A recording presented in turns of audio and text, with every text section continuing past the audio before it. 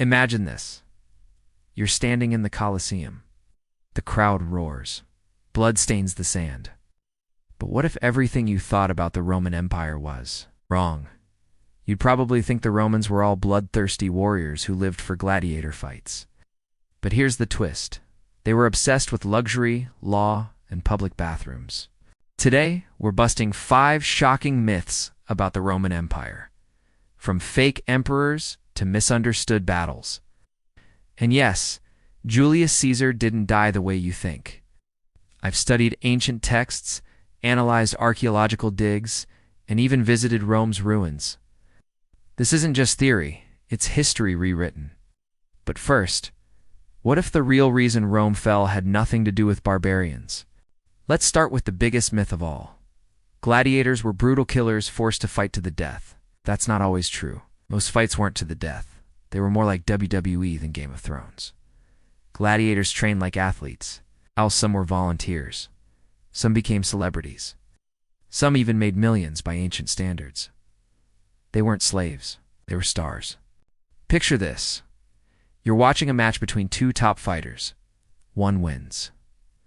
The crowd goes wild, gets carried out like a champion. That's the real story of gladiator combat. Not slaughter, but spectacle. Here's where it gets weird. Roman audiences could vote to save a fallen gladiator, the thumbs up sign. It didn't mean kill him, it meant let him live. The Roman Empire wasn't built on violence alone. It was built on entertainment. If you're wondering how this connects to the fall of Rome, stick around. We're about to reveal how politics, propaganda, and power plays shaped what we believe today. Think of the Roman Empire like modern-day Hollywood, full of drama, spin-offs, and rewrites. Just like today's influencers, Roman leaders crafted their image carefully. Did the Romans deserve their violent reputation? Or did they get a bad edit from later historians? Did you know Roman soldiers wore leather underwear under their armor? Their hygiene habits were advanced and their public toilets were shared? Yes, really. So far you've learned. Gladiators weren't always killed. Romans valued entertainment as much as war. Their society was surprisingly complex. And now, let's talk about Julius Caesar. You think Caesar was assassinated because he wanted to be king? But most senators loved him. His real crime? Refusing to kneel when offered a crown in front of the people? Quick question. When was the last time you saw a statue of Julius Caesar looking like a strong leader? Look closely.